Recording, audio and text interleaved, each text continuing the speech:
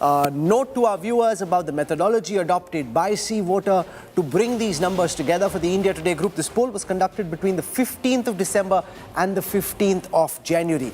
There are 35,909 respondents spread across 543 Lok Sabha constituencies. An additional 1,05,000 responders are from the Sea Voter CATI telephonic survey. So that gives it an aggregate of 1,40,000 plus respondents. So Rajdeep, it's a big poll. We've looked at the political numbers, we look at economy and COVID now. That's right, because remember, most people tend to believe that the economy remains an issue of critical importance to impact all areas of our lives. So what is the NDA's, how is the NDA's handling of the economy being perceived in a post-COVID world? In January 2021, good was 66%. Now, a year later, it is 54%. So actually the one area where the NDA's performance has dipped in a year is its handling of the economy from 66% to 54%, but up compared to August 2022 when it was down to 48%. Poor handling of the economy, 10% in Jan 2021, 29% in August 2022, and almost the same 28% in January. So clearly, Rahul, the one issue on which the government continues to be tested is its handling of the economy. It tends to divide public opinion. Let's come to the question on unemployment. This question about, how serious do people perceive the unemployment problem to be? There, importantly, the number of people who think the unemployment problem in India is very important has shot up from 45 to 54. So that's an increase of 9 percentage points in the number of people who think that the unemployment status is very troublesome. Somewhat serious, 19%, not very serious, 6%, not at all serious, 4%. So the number of people who think the unemployment situation is very serious is up now at 54%. On that note, let's welcome our guests, starting with Raj Chingappa, editor publishing for the India Today magazine. It's his team that's brought this together. Raj, welcome. To my left, Siddharth Zarabi, managing editor, Business Today Television. We've got with us on this broadcast Subhash Chandra Garg. He's the former finance secretary, author of the book The $10 Trillion Dream, has worked on many budgets and will give us a sense of what he thinks of these numbers from a governance perspective. Yashwant Deshmukh joins us. He is the lead cephalogist at Sea Voter, the polling agency that's worked on bringing these numbers together. For a political perspective, I'm joined by Syed Zafar Islam from the Bharatiya Janata Party, Anshu Lavijit from the Congress, and that essentially is our panel. And then there is Shankar Iyer, author and economist who's worked on many more of the nations himself. So welcome to all our guests. Okay, looking at these numbers then, Raj Chingappa, particularly on unemployment, between very serious and somewhat serious, 73% have a serious worry about unemployment. This is the one area where the Modi government doesn't seem to inspire the same confidence that it does in possibly other areas where we question them. And that's the paradox, Rajdeep, because if you see the handling of the economy, they're getting higher ratings than what they had earlier, 6 months earlier. And the fact that at any point, a government like this, when you're dealing with price rise, when you're dealing with unemployment, normally their political numbers plunge. And as we saw, that their overall majority remains stable. So what explains it? I think one is that this COVID impact that is there, let's call it the long COVID, the people have, in some senses, attributed the problems to COVID, one side. Second, you've had the Ukraine crisis that has led to inflation. So there is a ready explanation as to why some of these major problems are happening. And third, we are seeing a global recession where people are losing jobs. We're seeing techies, which India really produces in large numbers, over 100,000 or so techies have lost their jobs. So there's a general feeling that the government is trying its best. They've been able to convince themselves, or the people, that it's really international circumstances that are pushing this down. And so in some ways, one can only explain that. And third, I think, is the fact that they feel that there is Mr. Modi and his government is making serious efforts to tackle the problem. And that, I will just make one small point, in terms of welfare. For instance, that whole Garib Kalyan program, where they're able to give free food grain. So you're seeing that impact of all the welfare schemes, as well as the relief some of the industries got, particularly small-scale industries and deferment of interest rates and everything else. So overall that, but I think the period now, after this, is going to be very critical for the government this year. Yashwant Deshmukh, how do you explain the seeming contradiction in the two trend lines? On the same subject, one question trending upwards, the other downwards. The handling of the economy seems to have got better from the last poll to now, whereas the number of people who think the unemployment situation is very serious has gone up. So people think that the economy is being handled well, and yet unemployment is a very serious problem. How do those two contradictory impulses play out simultaneously? I think it's not that difficult to understand, Rahul, because yes, it is contradictory in nature in a sort, but it's like a patient going to a doctor. You ask about the problem or the thing that is troubling the patient and how much pain the patient has on a 0 to 10 scale. And whether or not that patient trusts that doctor is giving the right treatment, or whether it is going in the right direction, or whether he trusts that particular doctor. So I think something of that sort is happening over here, Rahul, because the concerns, the economic concerns are there to see in our tracker day after day. People are worried about inflation, about unemployment, their economic crisis. The number of people who are saying that running the household has become difficult and increasingly becoming difficult, those numbers are alarmingly high. But at the same time, when you ask them if you think that government is working in the right direction, or whom do you trust, or whom do you see is in government to find a solution, they still say that yes, the government is working in the right direction, and they say yes, Narendra Modi is the person whom they would like to look out for to find a solution for these problems. So it's larger the trustworthiness of brand Modi or Narendra Modi as a person or as a leader, that people are rating him high on that particular direction, even on the economic cycle.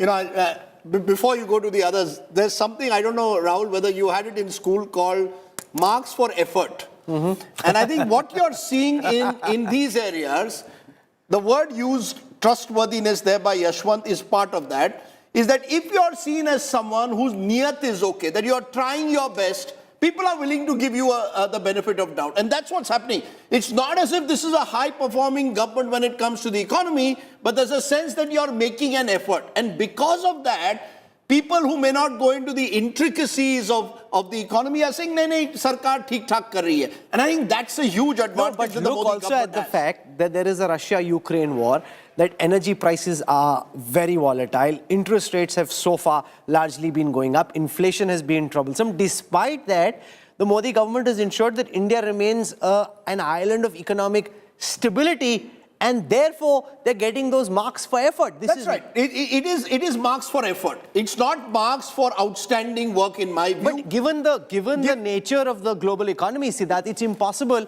for one country to be growing at 10% plus when the rest of the world is grappling with the prospects of inflation. How do you look at these numbers and the fact that between August to January, the number of people who think the Modi government's handling of the economy is good has actually gone up by about 6 percentage points? There are two ways to look at it. Look at the Modi government's inflation control, that primarily through the instrument of not allowing petrol and diesel prices to rise for many months on end. Please understand that fine-tuning fiscal and administrative policy to ensure retail pass-through of inflation doesn't happen is happening in India. For the first time ever in its history, or in the recent history, the US came out with the Inflation Control Act, where Rahul, billions of dollars of money are being thrown into controlling inflation. The Indian government does it in its own Indian way. Previous governments have also done this with petrol and diesel prices. I think that's coming through. But one quick interesting point, if you look at on a longer 2-year basis, the handling of the economy is still not at January 2021 levels. That's one data point I want to point out. The number of people who feel that their income has gone down has actually reduced on a 2-year basis from 85 to 62%. And the third bit, opinion on unemployment situation, if you again look at it, it's very serious, which is the puzzling thing to me, because remember, last Diwali, the Modi government announced a 10 lakh, 1 million job program. Some 75,000 job letters were given then. Second phase of another 71,000 job offers has been made out.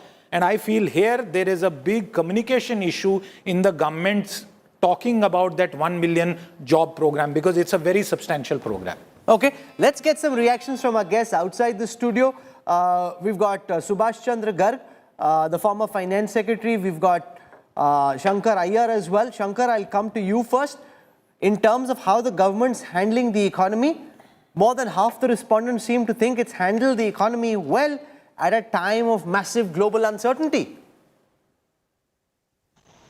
Well, there are two facts to that. One is the administrative control of the Modi government over various economic issues and the management of prices, the free food ration. So it's been responsive on some account. The other aspect is, of course, the comparative picture that India is doing better. But I want to make a point about the jobs thing that you guys were discussing. The real issue is that why you see the contradiction is because while the government seems to be making an effort, it is also seen to be not making the effort. There are some, for over the last 4 years, there have been roughly 8 lakh vacant posts in the central government and roughly over 2 million vacant posts in state governments. And the reason why Mr. Modi came out with this 75,000 every month job letter thing is to enable that communication. But in a country which is adding about 8 million people to its job force, give or take a million, depending on which month you take, the complete paradox of joblessness and vacant jobs is yet to be addressed politically. I mean, why would a party which is in power in roughly 15 states not fill up the posts that are vacant? I mean, the largest number of posts vacant are in health, education, and police. And is that because, Subhash Garg, they're trying to ensure that government's salary budget doesn't skyrocket? Is that the logical explanation for why the government's trying to ensure it doesn't become too big a government, and therefore even if there are vacant posts, those aren't being filled? Or do you think this is actually short-sightedness, because filling in some of those resources could possibly create greater efficiency in terms of what the government is able to deliver? See, in my understanding, the jobs or the vacancies which exist in the government are primarily in railways, the post and telegraph department, and many positions which are redundant now, the post of PAs and the stenos, etc., and the clerks. So these posts are actually not required to be filled in, and therefore these posts have been carried without being filled in for quite some time. The current attempt to probably fill them up is perhaps not very efficient. It will not add. But let me just make a comment on the main question which you are addressing today about the apparent contradiction between the Mood of the Nation report about the handling of the economy, which to a great extent majority seems to be saying that it's been handled well, whereas on the employment as well as your own status since 2014, which gives a negative sort of marks for that. To my mind, if you relate these two, the fact that the questions which pertain to you personally, the question about the employment, about your own status since 2014, indicate that this has led to sufferings. It has deteriorated. Whereas the questions which are larger, broader, which don't directly connect to you, where you go more by impressionistic sort of narrative, you seem to be saying that it might have been done better. The economy has not actually been handled very well in last 3 years. Our 4 years now, if you include the current year as well, 4 years average growth rate, including the contraction in the COVID year, is less than 3% per annum. That growth is the lowest growth ever in this country. In a situation where you have this kind of growth, where your exports are now declining, where unemployment is increasing, it's very, to my mind, inaccurate to say that the economy has been handled well. You know, we can add to that, because when you look at who benefited most from the NDA's policies, and this is significant, in our survey, 58% are saying big business has benefited the most. Only 11% felt small businesses have benefited. Salary class 8%, farmers 8%, daily wages 6%. So the perception, and this has been projected by the opposition, especially Rahul Gandhi, that this is a country of economic inequalities. There's a sense when you look at these numbers that clearly that it does resonate. Zafar Islam, you want to respond to this? A 10% increase in 1 year in the number of those, in the percentage of those who say your government is helping big business the most? Well, let me respond to all the questions so far we have discussed. First of all, the economy. I think India does not exist in isolation. It's a part of the global economy. And you should also take feedback from the global communities as well about the handling of Indian economy by the India government under Modi ji. The respondents, maybe the very small numbers, 140,000 out of the 140 million people.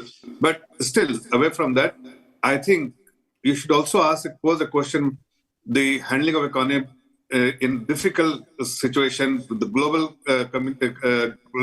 economy is in bad shape. Still, how we are handling the economy, and under Modi ji, and when during the financial crisis, how the economy was handled by Manmohan Singh ji. I think we'll get the response from most of the people that the economy in this situation, distress situation, is still being managed very well, and we are still exist as one of the largest and one of the fastest growing economies. No, so we can take that question. We can take that question. Let me show the response to that question. Who managed the economy better? Narendra Modi, say 51% of the respondents. Manmohan Singh, say 36%. A 15% gap there, Anshul Avijit.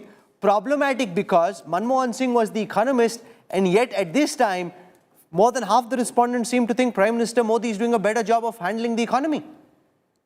Rahul, can I just complete, Rahul, to that central paradox which you just said, and it's a question that's been asked to us all the time from people from the Congress, particularly after elections. Listen, why are people voting for Modi when there's so much of economic suffering? I mean, that is the central paradox here, which comes back here. Well, it's nothing unusual. Psephologists know about this all the time, that people are willing to forego or undermine their own economic suffering because there's a larger sentiment at work. I mean, it could be the peddling of religion, it could be majoritarianism, it could be some other reason. So it does not mean that people don't recognize, and that comes out in your survey, that there is no unemployment, there is no poverty. In fact, there is a perfect storm here. What this government has been very deviously and slyly doing is, peddle formal high-frequency data and make it look like the general health of the economy in reflection of a general health of the economy. The fact is that the informal economy has been completely devastated, particularly after demonetization, GST, and then you had the pandemic. It's also true that you've been feeding big business and taking money out of the hands of the poor. And I'll give you examples of this.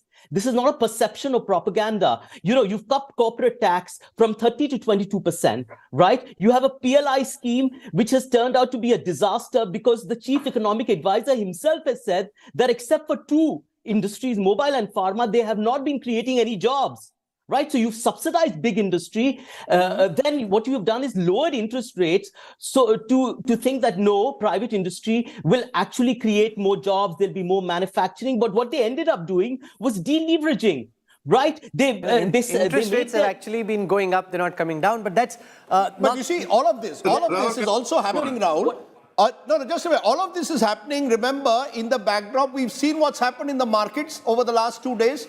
We've seen the whole Adani issue snowball, the questions that are being raised as a result of a report filed by a research agency, Hindenburg. Now we've got the Congress party, Jairam Ramesh, issuing an official statement, Zafar Islam, that state-owned banks have lent twice as much to the Adani Group as private banks, with 40% of their lending being done by State Bank of India. They've questioned also LIC pumping in money into the Adani Group. Suddenly it seems that you do have, and I match this to our numbers saying big businesses have benefited. Should that be worrying or not? Is the BJP willing to answer the criticism that big businesses have benefited more than small and micro enterprises in the last few years?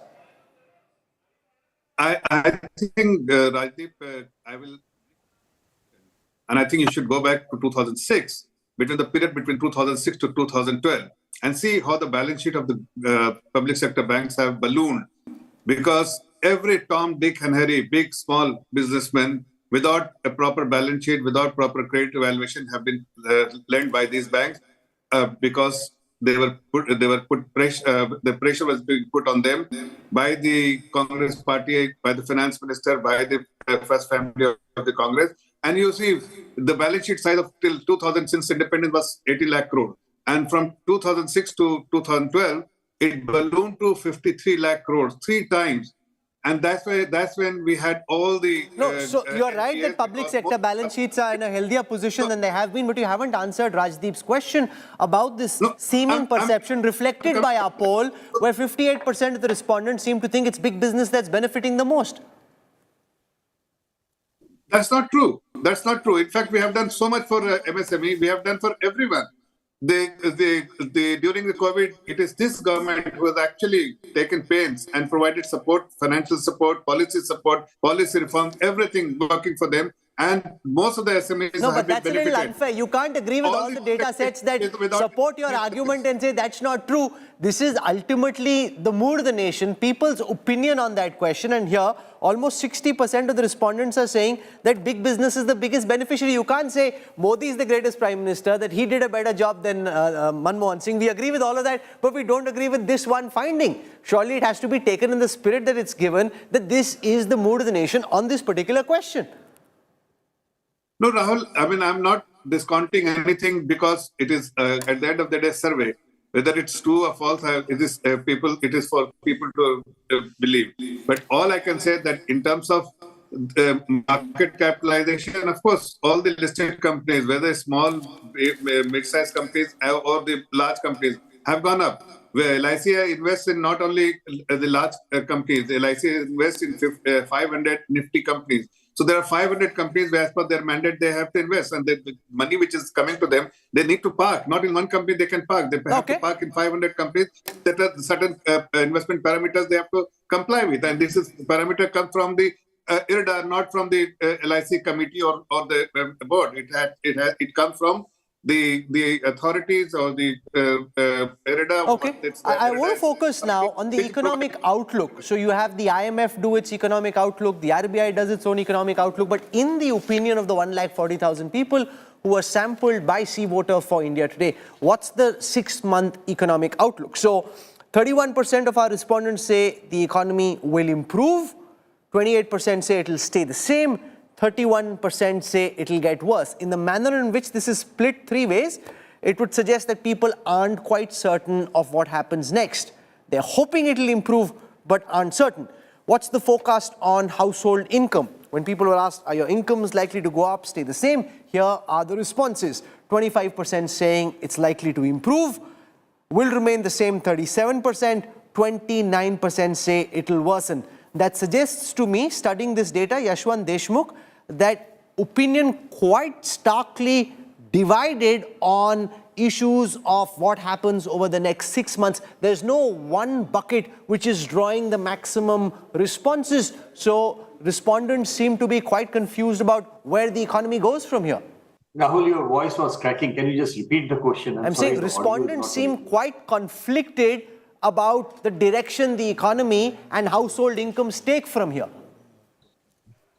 Well, yes, Rahul, a lot will depend on how the question of inflation is also tackled. Please remember that generally the common man on the street is more worried about on the day-to-day economy of his household-based front, rather than the bigger strategies or bigger things that we generally discuss on the budget day. So they don't understand the fiscal deficit and other terminologies, but what they understand is if their life on a day-to-day basis is going to be made easier, is there something to be contradictory? And biggest thing of that all, in the last 9 years, Rahul, we have seen that the middle classes of this country have been consistently saying that they have been getting a raw deal. So it will be very interesting for me to see in the upcoming budget, which would be the last one, by the way, the last one full budget before the next parliamentary election, if there is anything that the middle classes of this country are going to get in terms of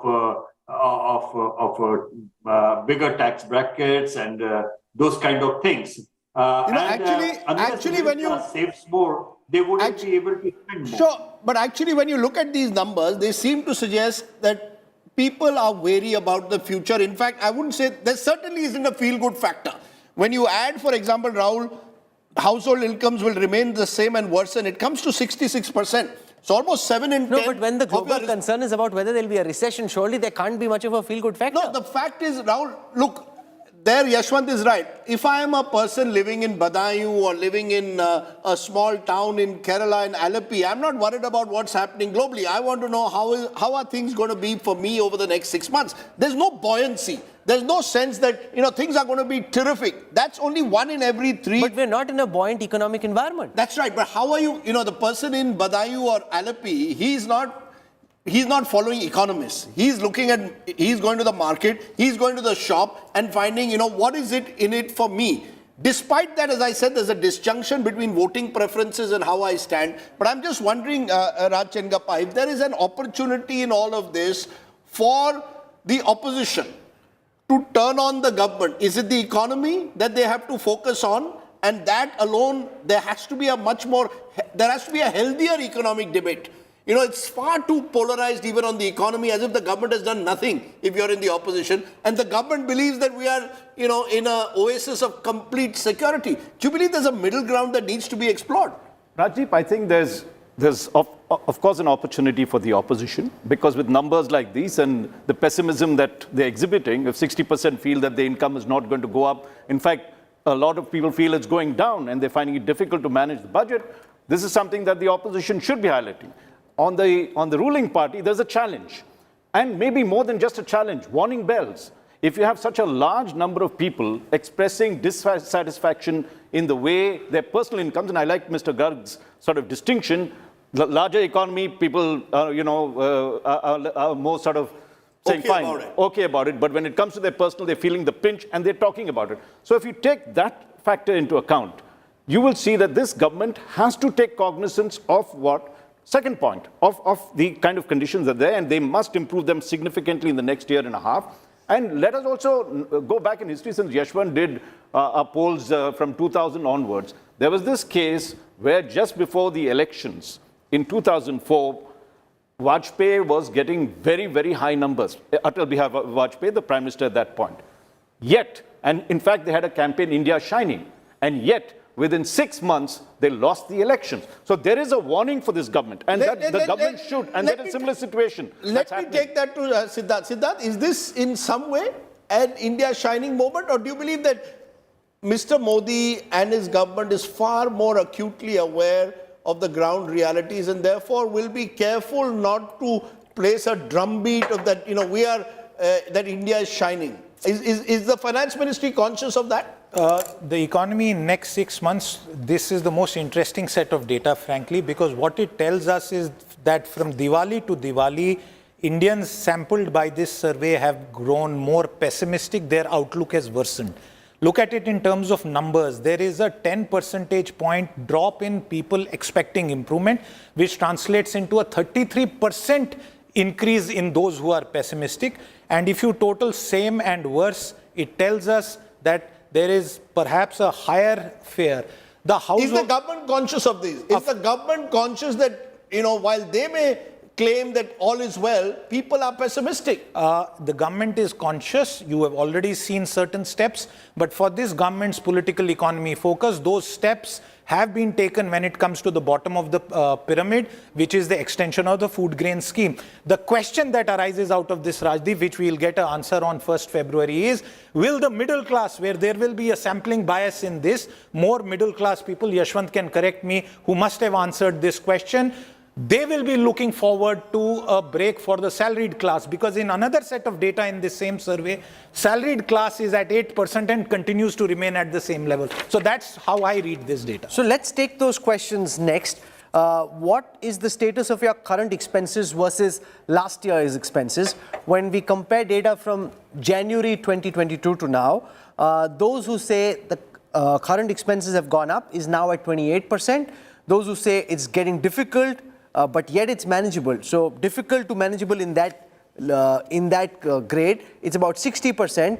Those who say current expenses have actually gone down are at 11%. So those who think expenses are actually going up is 28%. What about your economic status since 2014, which is the period where Prime Minister Modi has been running the country? Those who say the economic status has improved is now at 33%, a marginal improvement between last year and now. Those who say it's the same is 28%, which has come down 5 percentage points. And those who say the economic situation has deteriorated at 35%. What's very clear, Shankara, here, is that unlike questions on politics, where the government seemed to be doing overridingly well, on the economy, the MOTN report card far more fractured. Well, I don't think we need to struggle too much about this question, Rahul, because this survey's findings simply reflect the reality of a K-shaped economy. So you have 33% who, and 33% and 33%, I mean, the three-way split is explainable. Now, the reason why people feel their incomes may not improve is definitely connected to the general state of employment or unemployment. And I just wanted to correct Mr. Garg there. These job vacancies, that is education, paramilitary forces, and police. And if the government thinks that they are redundant, then they should declare that. That would be the biggest reform of the last 8 years. Now, coming back to your question, Rahul, the point that one must accept is that in a growing economy, there will be some divergence in views. So if you look at the letter K, the upper leg seems to be doing okay, or is not. The middle class, which is placed neither here nor there, is really the sufferer. And the bottom of leg of the K alphabet is where all the sops and the freebies and the free food and all that is going. So it is but natural for the middle class to feel left out. And that's the question that keeps popping up, not only in this survey, but in every discussion. So the question that the government needs to address is, how do they move the economy to create more jobs? Because more jobs, more manufacturing jobs through the PLI scheme or whatever, more jobs in construction and others will expand the incomes of the middle class. Subhash Garg, how worrisome is the growing GDP perception that the government's policies have been helping big business? 58% saying it's helping big business. Syed Zafar Islam doesn't seem too perturbed. Politically, it doesn't seem to be much of an issue. But on this particular question, that seems to be the perception of the respondents. See, the fact that now even the upper side of the K is also flattening. You must have seen the latest quarter results. Minus the financial companies, there's been reduction in the profit of the companies as well. So even that is now turning somewhat difficult. The lower part, the poor people's income growth is really well captured. To come to your question about the policies of the government, I think there is a little bit of slant in favor of the rich. The PLI is basically targeted at the big business. There is also this infrastructure spend at the cost of the government finances is also directed largely towards that. There is no big investment coming up in the country. The way the stock markets had gone up, and you're seeing now the results of the over enthusiasm in certain stocks coming to the reality. So I do get a sense that while the government had done and taken a lot of steps to also ameliorate the conditions of the poor by putting a cap on the export prices of the wheat and others, also in a way increasing the allowance for the food grains and keeping that free of cost now. But the larger resources of the government seems to be going towards the richer segment. Zafar Islam, very quickly for the last time, the middle class, is that going to be, given that we are entering into an election year, be remembered at last by the Modi government? Achhe Din was presumably directed at the middle class 8 years ago. The fact is that is where the mood of pessimism seems to be the highest. Is this government conscious of that, or are you still in an India shining moment? No, well, we do recognize the new middle class emerging, and no, it's not a small number, it's a very big number of the middle class. And I'm sure the government of India under Modi ji do recognize the aspiration level of the middle class, and I'm sure their aspiration is being addressed. If you see all the previous budget as well as the post-COVID, all the policy announcement which have been made, their aspiration has also been taken into account, and the policy was formed and announced. I'm sure the upcoming budget, the middle class expectation will also be taken into consideration. What is the one? You see, what is the one thing that the opposition would do that you believe that this government has not done? It's very easy to attack the government when you're in the opposition. What's the one thing that you would do that would actually lift the mood of pessimism that this survey seems to indicate over the economy? Focus on the real economy, jobs, output. Focus on creating jobs. The government, to my mind, I think either the government has no understanding of macroeconomics, right? They just simply do not know how to create jobs. They've been focusing on the wrong things, or their priorities are all skewed. You're focusing on one thing, but nothing is coming out of it. You've increased your capex last year by 7.5 lakh crores. But where are the jobs after that? Because you've always focused on infrastructural development where, which doesn't consume the nature of jobs it used to 20 years back, where lots of people used to come and, build roads and railways. So simply you have no understanding. Either get experts, maybe just sitting out here, to understand what's going to happen. Increase MNREGA budget. You've cut down on MNREGA. You have an urban MNREGA scheme. There are a number of proposals which I can think of, but the government is not going to heed to that. Okay, so let's look at the response on the question of whether the government has been able to create more jobs.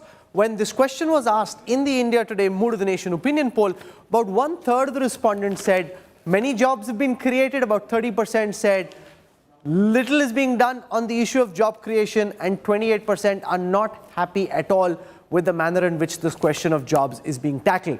We're going to slip into a very quick break. When we come back, we look at the issue of cryptocurrencies, whether they should be banned or should they be regulated, should they be permitted, what's the response on that, and the government's handling of COVID. That and more coming up on the other side of a quick break. You're watching the India Today Mood of the Nation.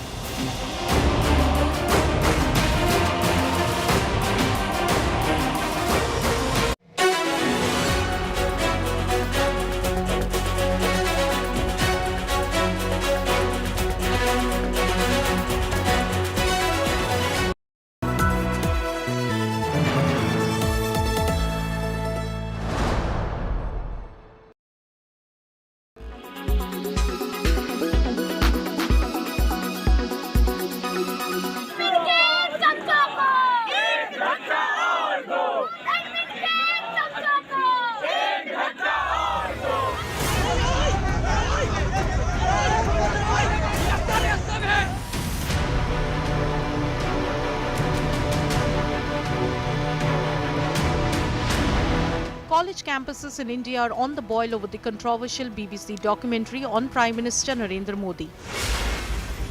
Day after a showdown at the capital's JNU and Jamia Millia Islamia University, the University of Hyderabad turned into a battleground over the film's screening. A scuffle broke out between the left affiliate SFI and ABVP as the left-wing students group had organized a screening of the BBC documentary. As counter, ABVP arranged for the Kashmir files to be screened.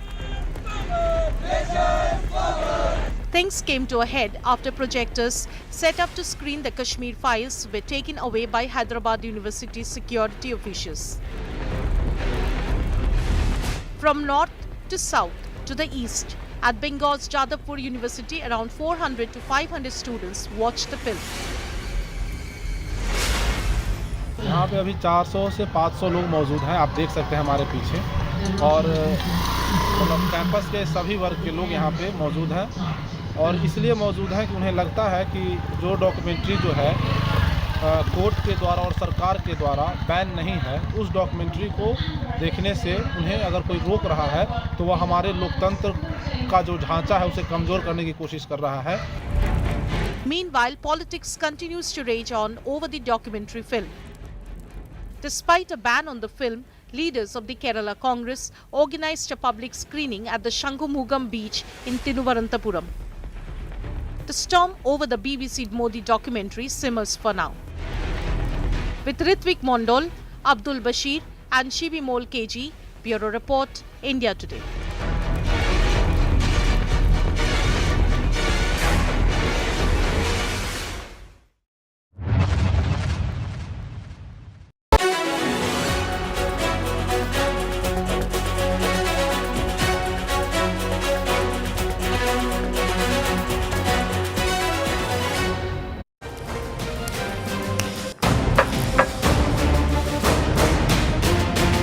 Welcome back. You're watching the India Today Mood of the Nation opinion poll. Everyone has his own opinion on what should happen to cryptocurrency. Should they be permitted? Should they be regulated? Should they be banned? Here is what the India Today See Voter Mood of the Nation opinion poll says people think on this very vexed issue. 48% say crypto should be banned. That's up 10 percentage points from January 2022. 20% say no, crypto should not be banned. That's down 8% from the last time. When we interviewed Siddharth, the RBI governor, at the recent Business Today Banking Summit, he was very clear crypto should be banned. And it seems, given the volatility in cryptocurrencies globally and the scams that have come to light, the mood seems to be hardening against crypto assets. Absolutely. A realization of the pitfalls of trading in an unregulated product and the international experience, and therefore realizing that this is not a place to put your money into. I think that's the simplest way you can read this bit of data. Okay. You know, that's one interesting element. The other interesting element, there's pessimism, as we said, on income status and jobs. But when it comes to the Modi government's handling of COVID, the fact is that we have seen steady numbers for the government. Even now, in 2023, when asked how has the government handled COVID, 62% said good. So the government gets a strong rating on handling of COVID. Average was 16%. Only 17% said it was poor. Has India completely recovered from the COVID crisis?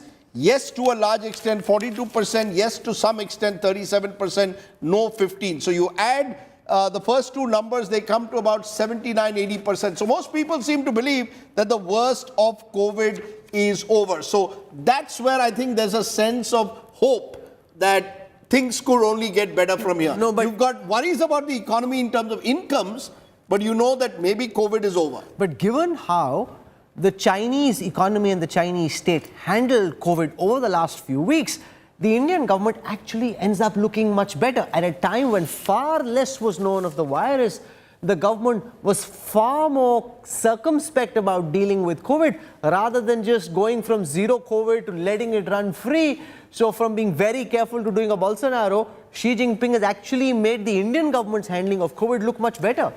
And yes, let's give credit where it's due, Rahul. Certainly in the beginning, there was a bit of stumbling during the second wave. But since then, the government has really learned all the lessons that it needs to do.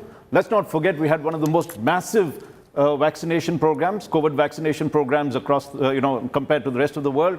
We had vaccines, a variety available for us to do so. And credit to the Indian scientists who did it. We had Bharat Bio, an indigenous vaccine, as well as a huge, an imported vaccine that was spread in huge numbers across the country.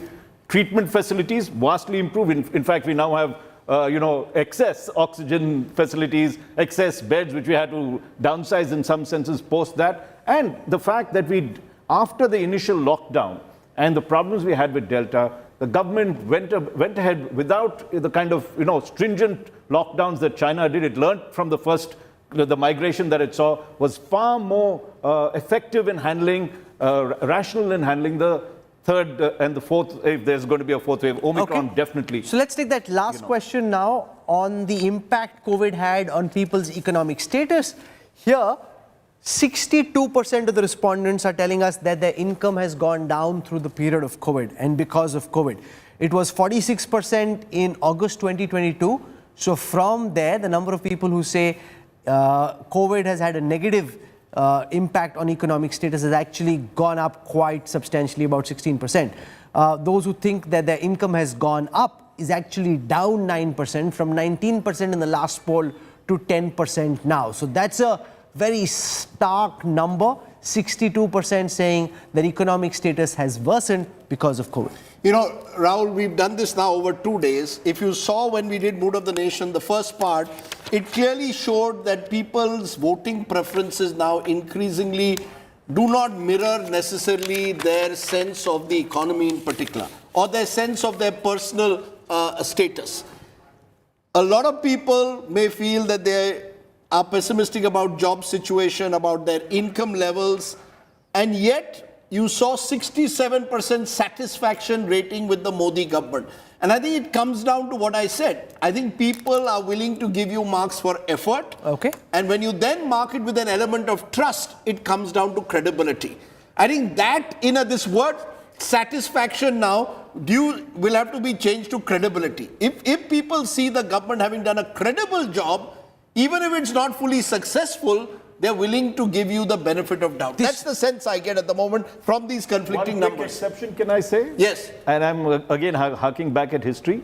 Mr. Vajpayee, who was a poll star of his time, his popularity ratings, if you looked at the polls at that time, our own Mood of the Nation polls, was above 60 to 67%. But within a year, he lost. So I think there are warnings. I mean, it's good to draw these conclusions that, there might be a divorce between the way the economy is performing and the fact of trustworthiness and credibility. He had that much. So I believe still, and at the risk of repeating myself, you need to focus on the essentials, which is jobs. Even there, you need to focus on, say, housing, which brings jobs directly to people. Let's take that to Yashwant. Let's take that to Yashwant because I think pollsters need to, every time we raise these questions about Modi, we are Modi ji. And we are reminded of Vajpayee ji. A Twitter user said that we always say Modi ji, why don't you say Vajpayee ji? So we'll say ji for everyone. But Shankar Iyer, you want to then finally give us your word on this? As someone who's tracked that Vajpayee era and now the Modi era, are there similarities you see between where Mr. Modi was January 2003 and where Mr. Modi is today in Modi ji is in 2023 Jan? Or do you believe the world has changed? And so have the Indian voters. I don't think the Indian voter has changed very much. I think the social fabric has changed. The polarization in society is much more stark. And there is also the fact that in 2004, when Congress built the UPA coalition, they were visible. Today, the Congress is partly visible thanks to the Bharat Jodo Yatra. But the question for the opposition is that they have not yet provided any proof of concept that they can do it better than Mr. Modi. I think that's an important element also, Rahul, that I think there's a sense that you're going to have to provide a strong alternative program of action on all these points, whether it's the economy, whether it's COVID, whether it's strategic issues. And if that it can't just be anti-Modiism. There's going to have to be a positive agenda that you're going to have to offer a strong narrative. This is where we wrap up this part of Mood of the Nation. When we come back, we'll shift our attention to foreign affairs, Jammu and Kashmir, to Pakistan, to China, on how the government is handling its G20 presidency, all that and more when we come back on the other side of a very quick break. You're watching the India Today Mood of the Nation Opinion Poll.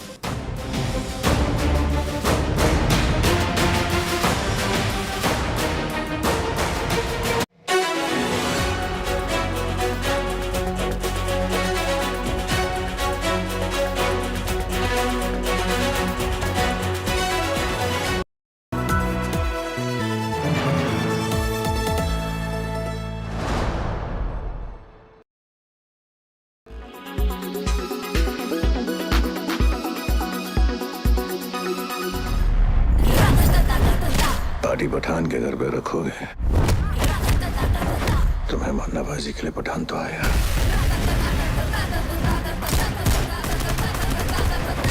और पटाखे भी लाएगा। Shah Rukh Khan is back and with a record-breaking bang. अपनी कुर्सी की पेटी बांध लो, मौसम बिगड़ने वाला है। Pathaan has become the first Hindi film to collect over 100 crores worldwide in a single day. The superstar smash hit scripted history on release day itself, a non-holiday when it grossed 55 crores net.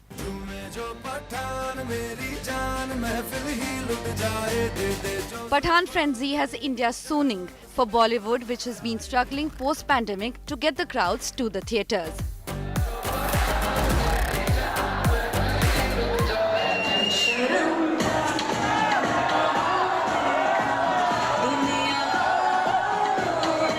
Shah Rukh Khan's Pathaan has done what no other Hindi film could do in the recent past. These scenes of audience going crazy in theatres have flooded social media.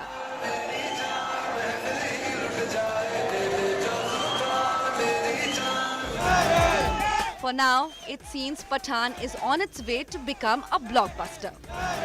एकदम super, मतलब एकदम जैसे सोचा था, जो expectation थी पूरा touch कर दिया उसने। अगर वो मूवी देखना तो वो लुक देखो, जो उन्होंने जैसे लंबे बाल रखे या जो भी है, इधर अलग ही लुक में आया। ऐसा लग रहा था करण अर्जुन वाला फिर से फीलिंग आ रहा है।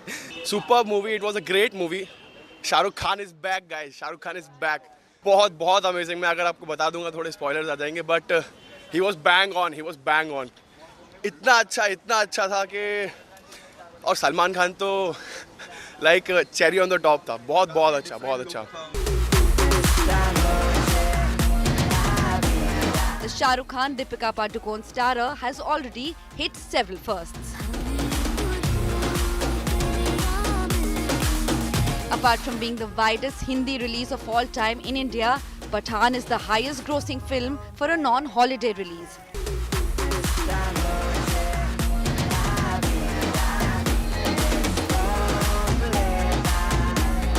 After Hrithik Roshan's War and Amir Khan's Thugs of Hindustan, Pathaan is the third Yash Raj film to collect over 50 crores on opening day.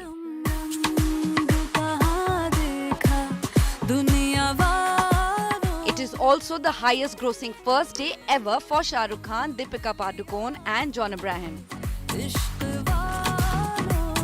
The record-breaking opening of Pathaan proves just one thing, that Shah Rukh Khan continues to rule as the Badshah of Bollywood. Bureau Report, India Today.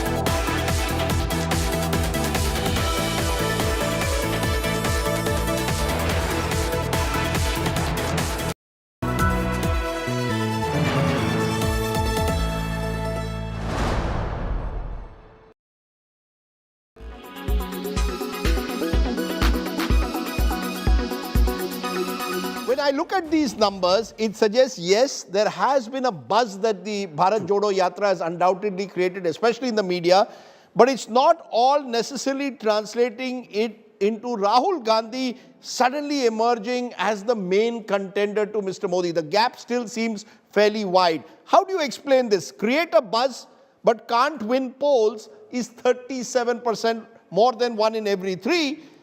Around 1/3 call it a great exercise for mass connect. Add rebranding exercise for Rahul, that's about 42%. So the Yatra seems to have served a particular purpose for the Congress. Yes. But has it been able to win over the non-Congress voters is the big question. That's actually difficult to say at the moment. See, I think this Yatra has done 3 things.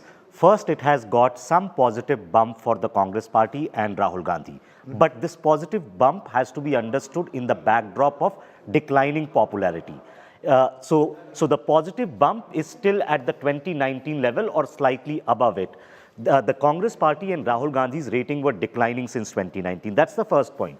Second, I think, at least the leadership question in the Congress party is now settled. They now have a full-time president in form of Mallikarjun Kharge, and Rahul Gandhi is the Congress party's leader. That question is settled. This was also hanging in there for last 2 years. There was no precedent in the party. And third, there is some movement within the party where there was nothing. Think of it was basically lots of crisis within the party. So at least some positive energy, but whether it will revive the Congress party, this is far-fetched. Can Congress make big electoral gains? I think that's also far-fetched. It almost seems, Raj Chengappa, the exact flip side of Mr. Modi. Mr. Modi has some genuine concerns with the economy, but satisfaction levels very high. Mr. Rahul Gandhi has created a buzz with his Bharat Jodo Yatra, but will it translate into votes? Huge question mark. Is this again more about those who are convinced about leadership? Rahul Gandhi still has to convince people that he can lead the country. Yes, he is someone who's now clearly making waves, but can he lead the country? There seems to be a disjunction. Well, a couple of points I'll add to what Rahul had said. I agree with most of them.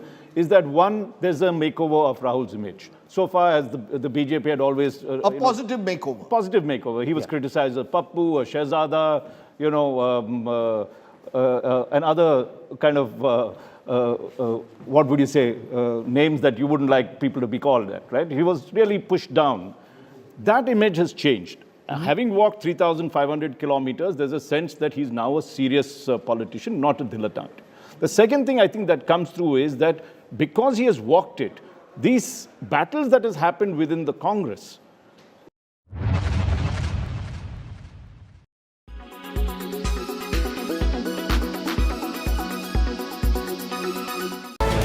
It's Allah Bharose Pakistan, says the country's finance minister, as Pakistani currency goes into tailspin.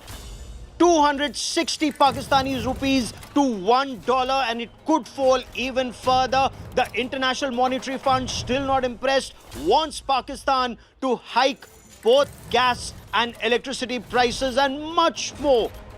Can Pakistan come out of this mess, or is the worst yet to come? Join me, Gaurav Sawant, as I get you much more on this big story. Pakistan in free fall on India First at 10 p.m. tonight, only on India Today.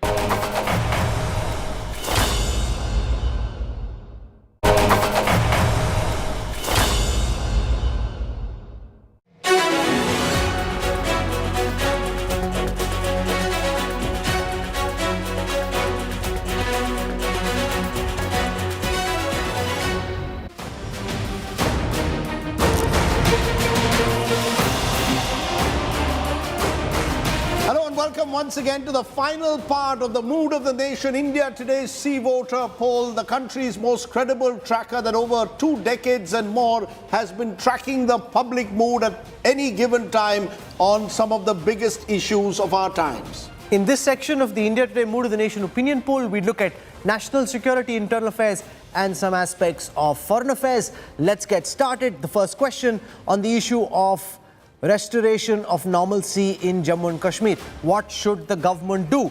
restore full statehood, say 34% of the respondents. The interesting thing there is that in the last 1 year, the number of respondents who suggest that statehood should be restored has actually gone up by a substantial 14%. Those who say restore statehood and Article 370 is flat at 26%, continue as a union territory, say 23%. That's actually come down 10%.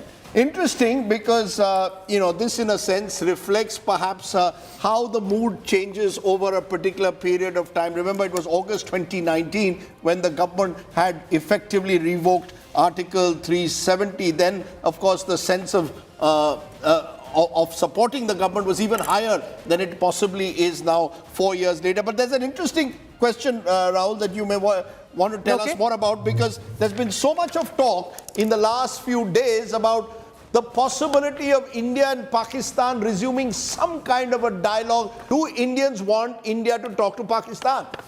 On the question of whether India should talk to Pakistan or not, 35% of the respondents say yes, India should talk to Pakistan, but 53% say no. So the much bigger number, slightly down from last time. In August 22, it was 56%. That's now down to 53%.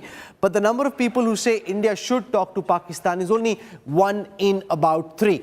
On that note, let's introduce our guests, starting with Raj Chingappa, Editorial Director Publishing for the India Today Group. With us also on this broadcast is Gaurav Gogoi from the Congress, Guru Prakash Paswan, National Spokesperson of the BJP. Pramit Pal Chaudhary joins us. He heads India for the Eurasia Group, which is a risk advisory group. Ashok Sajjanhar joins us, former Indian diplomat. Interesting numbers that are coming out at the moment, Raj Chengappa. This is your old beat. So, there's always this talk about should we or should we not talk to Pakistan. There will be those who will say we can't change geography. Sooner or later, you'll have to talk with our neighbors. The poll seems to suggest India is not too enthused at the moment of having any dialogue with Pakistan. That's one issue where the mood has not changed over the last few years. Also, you'd pointed out the Jammu and Kashmir findings, and that's has a significant bearing to relations with Pakistan. There, I'd just like to make a nuanced, if you look at what the findings are, actually there's a bit of a reverse. It's 34% who actually want restore full statehood as well as abrogation of 370 to be, restore Article 370. And it's the reverse in this one. We actually went into this in detail. We first thought that was the answer, and in the magazine, we analyzed that. If you can correct, 60, if I add 34% and 26%, right. 60% of the respondents want full statehood restored to Jammu and Kashmir. Absolutely. So the first thing that you have to say is that the big message that is coming out is that the government must restore statehood as quickly as possible. That's the mood of the nation poll there. Interestingly, the number of people who say that restore Article 370 is going up. So there is a warning for the government on that. Coming to Pakistan, looking at the situation that is there are two things that clearly Pakistan is in trouble politically, economically. It's going to be very difficult to talk to a government there. You have a new general who has to take charge and look at the political situation. And you have Imran Khan on the front foot now, doing a lot of political maneuvering and bringing down, dissolving governments over there. The situation is uncertain, very difficult to talk to them. The opportunity comes somewhat when you look at the fact that we are G20 president. We're also part of the SCO. And there you have an opportunity to invite, as we have done, and quite correctly, invited the foreign minister and possibly the prime minister if there's going to be a meeting of any kind of thing. But first start with the foreign minister. So you could have movement without the public who seem to be against it, protesting against you. I think it's important at this time to do the kind of meetings that they're planning to do, because that government is in trouble. Clearly, there's an opportunity as well for India. If what Shahbaz Sharif said, though he had to withdraw it quickly, that they had learned the lessons of the 3 wars that are there, and it's right time to talk to India. I think this is a chance that we should move, but move with caution. Pramit Pal Chaudhary, your sense of these questions which seem to suggest that there is a growing audience amongst the Indian voters who'd like for statehood in Jammu and Kashmir to be restored? Well, I think, in my view, the restoration of statehood is something actually even the Indian government would like to do. From my understanding, right from the beginning, the view was that after you bifurcated Ladakh from the rest of the state, and you imposed present structure, the ultimate goal was to eventually hold elections in the new state of Jammu and Kashmir and have a genuine state. I mean, the idea is to make Jammu and Kashmir a normal state in India, no different from, let's say, Chhattisgarh or so on. And so I think that continues to be the government's policy. They just want to know when exactly the timing is. I think there's a public sense and an understanding, because if you look at the press reports, there are constant things about is the government planning an election, not going to hold an election, and so the government, the public understands that this has to be the final destination of this policy. The question I think would be asked, would be interesting, is would you like the timing of the restoration of statehood to be determined by the government on the basis of security, or would you like to have it immediately? And my sense is most of the public would probably say, let the government decide when it wants to do this. We recognize that this is an extremely sensitive issue. Guru Prakash Paswan, does this kind of a response nudge the government to take a decision faster? There could be elections in Jammu and Kashmir with J&K continuing to be a union territory, or you could first announce restoration of statehood and then have elections.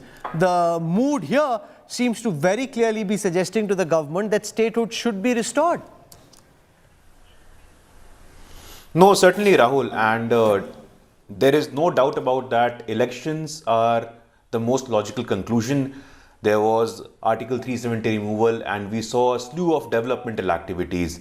We are aware of the DDC elections as well, which took after so many years, and the turnout was very encouraging for us, especially areas from South Kashmir and Kupwara. The number of youngsters who came out and voted in large numbers was definitely a source of encouragement for us. But we must also understand that after Article 370, the delimitation happened. And delimitation, after that, we saw Honorable Prime Minister having a consultation with all the political leaders from the Jammu and Kashmir, different political parties at the 7 local land mark. So the next logical step, abrogation of Article 370, the developmental activities, the historical, we have seen the terror activities gone down by 80%, and the people's faith increasingly in the process of democracy, like in the DDC election. We are hopeful, and at the right time, the policy decision will be made. The delimitation process is done. Elections is definitely the most logical thing, and we are looking forward to it. You know, Ashok Sajanar, there's a sense that, of course, this government is once bitten, twice shy. The Prime Minister went almost on an impromptu meeting with Nawaz Sharif in 2015. Then we had Pathaan. There's a sense that this government doesn't want to put Pakistan at the top of its agenda when it comes to diplomacy. Best to sort of retain this kind of frozen mindset at the moment when it comes to Pakistan. Do you agree that the government is reluctant in a way to push for any kind of major breakthrough with Pakistan, unlike possibly previous governments that were more willing, particularly Mr. Vajpayee, to take risks in dealing with Pakistan? Rajdeep, what I feel is that the government has laid down very clear red lines. And that red line is that terror and talks cannot go together. You know, we did give a very long rope to Pakistan, you know, when Prime Minister Modi came to power, in terms of, you know, inviting Nawaz Sharif on 26th May of 2014, traveling to, as you mentioned, traveling to Islamabad to attend his granddaughter's wedding, etc., on 25th December 2015, etc., etc. But after 2019, after Pulwama, I think that was the breaking point, that was the watershed moment. And India has very categorically told Pakistan, we, of course, would like a normal neighbor on our western side. We would like normal relations. But I think this message has been very clear now to Pakistan, that if you want to sort of, you know, if you can mend your ways, stop terror action against India, you know, then we are willing to play ball with you. At the moment, the ball is, one last point here, Rajdeep, yes. One last point. Ball is very squarely in Pakistan's court. As far as Shehbaz Sharif or Bilawal Bhutto, you know, what is their shelf life? They have to undergo elections in another few months. In any case, we know that no civilian government has the capacity, has the mandate to, in terms of relations with India. Right. It is all decided by the army. So I don't think there is anything which will incentivize us to India to In fact, one of the things the government's been working on, Rajdeep, is the de-hyphenation of India and Pakistan in world affairs. Earlier, very often, India and Pakistan were seen as being interlinked, and Pakistan was central to India's foreign policy for past governments and seen as an important issue before you can get on and resolve some of the other contentious issues. This government, like I was at the World Economic Forum in Davos last week, and there was a panel which I moderated, which had the Pakistani Foreign Affairs Minister, and none of the Indian ministers even wanted to participate in that panel. So you had the Pakistani foreign minister leveling all kinds of allegations, and Indians not even thinking her being worthwhile to sit on the panel with and even respond to. And in that video that's gone viral, Rahul had Shri Ravi Shankar taking on Hina Rabani Khan. So it was interesting in a way that India almost now seems to have taken an approach that we don't believe that we need to even engage at a serious political level just yet with Pakistan. Gaurav Gogoi, you want to tell us where your party stands both on Jammu and Kashmir, where it seemed more clear that the Congress seemingly wants early elections, restoration of statehood and possibly even Article 370 brought back, versus the BJP, which says no talks with Pakistan and has still not told us when statehood will be restored to Jammu and Kashmir. Rajdeep, let's start with internal matters first. Jammu and Kashmir, the Congress party supports full statehood for Jammu and Kashmir, and so far as to say even for Ladakh. Let us not forget about Ladakh, and I'm surprised why your survey did not include Ladakh as well. The Congress party also supports full statehood for the people of Ladakh. Unfortunately, this government wants to run India through the model of union territories, where they send their respective lieutenant governors and the governors act on their behalf. So it is quite disappointing to hear the BJP spokesperson not give any clear timelines as to when statehood would be restored. Now, when it comes to Pakistan, this government seems to change the lines of engagement with Pakistan from time to time. Pre-2014, it said that it would have no talks with Pakistan as long as terrorism continues. Yet when the Prime Minister was sworn in, you saw then Prime Minister Nawaz Sharif being brought to Delhi, and then you also had the investigation in Pathaan when the officials from the Pakistani government agencies were invited. Since then, there has been Pulwama and Balakot, and as your media report says, not that they are verified, but the government seems to be exploring engagement or talks with Pakistan through the back channel route again. I think this government needs to be clear as to what has changed if there is a need for back channel talks, because the law and order situation in Jammu Kashmir is still very poor. There have been terror attacks. We saw in Rajouri on the 1st of January. There has been bomb attacks in Narwal. People have lost their lives.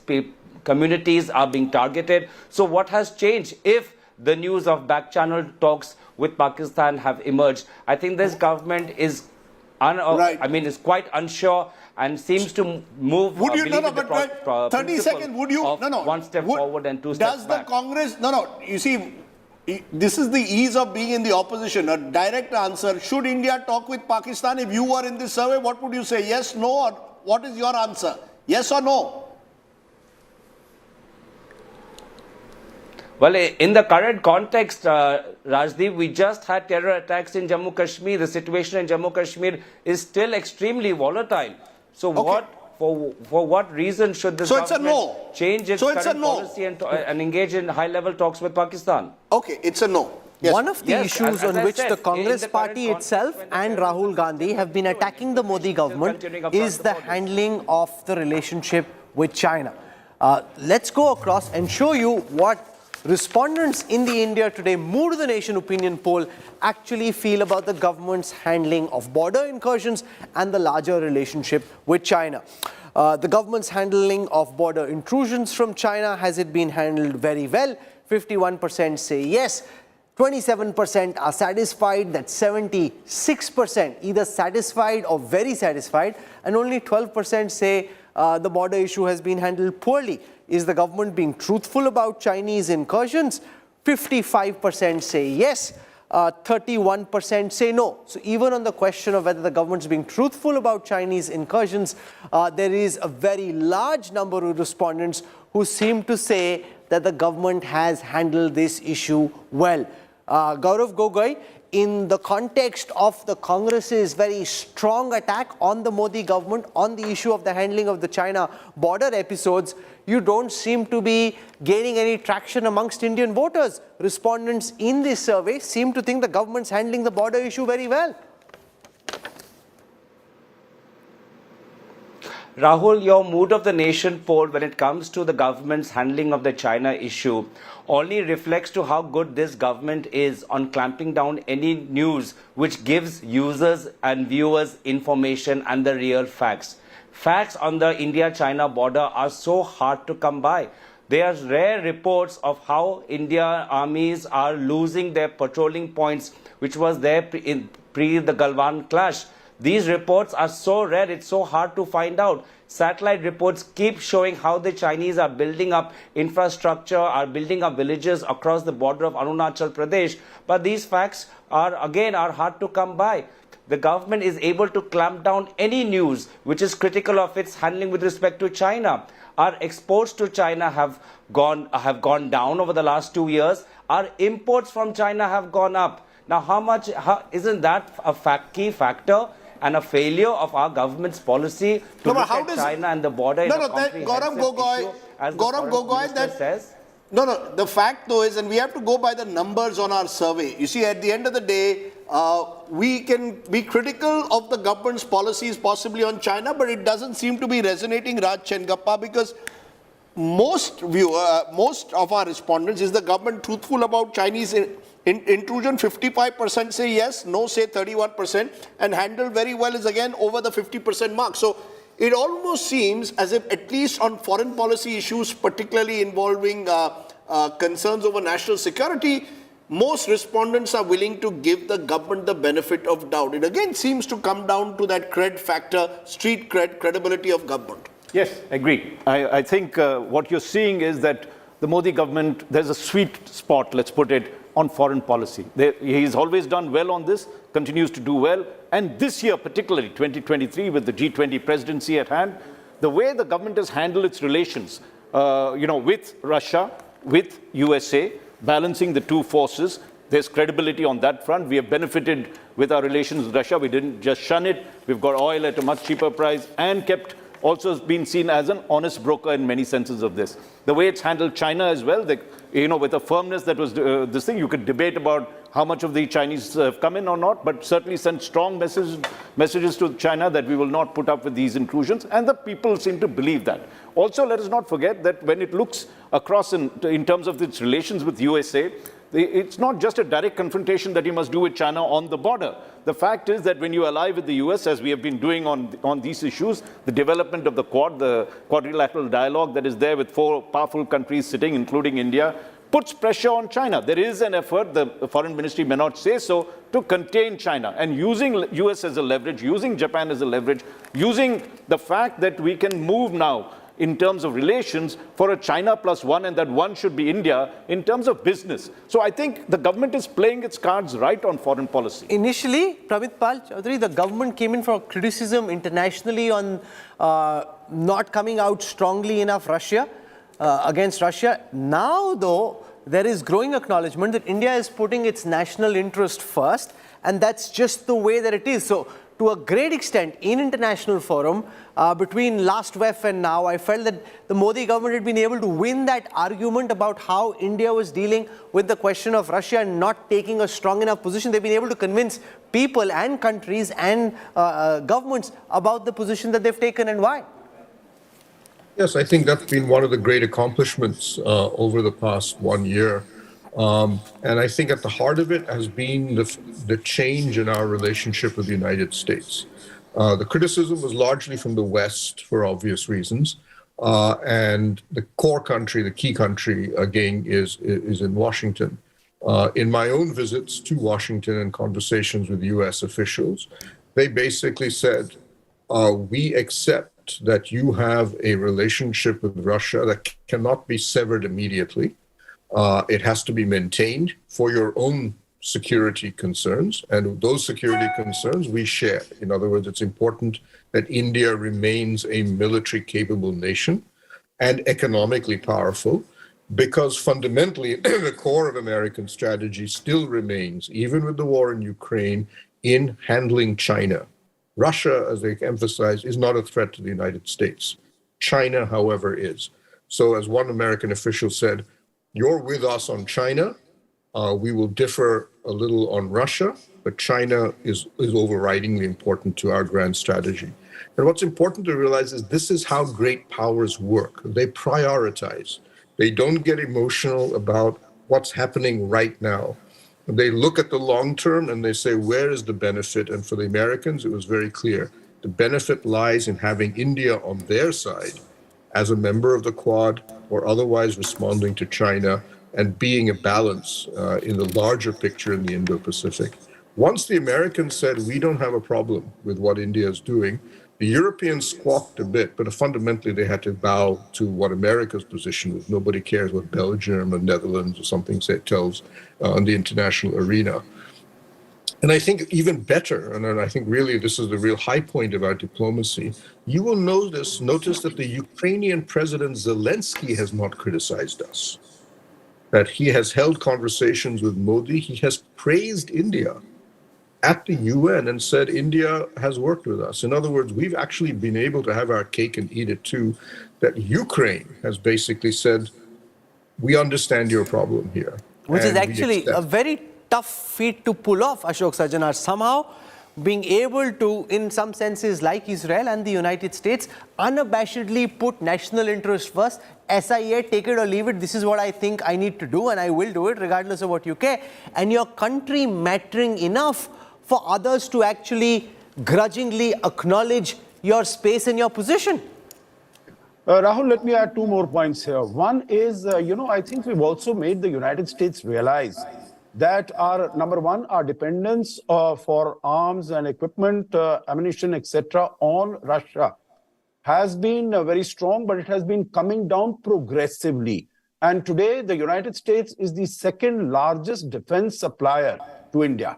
Number two, our dependence on Soviet Union and Russia became so heavy because at that time, the West, particularly the United States, was not willing to share its high technology arms and equipment with us. And the United States recognizes this.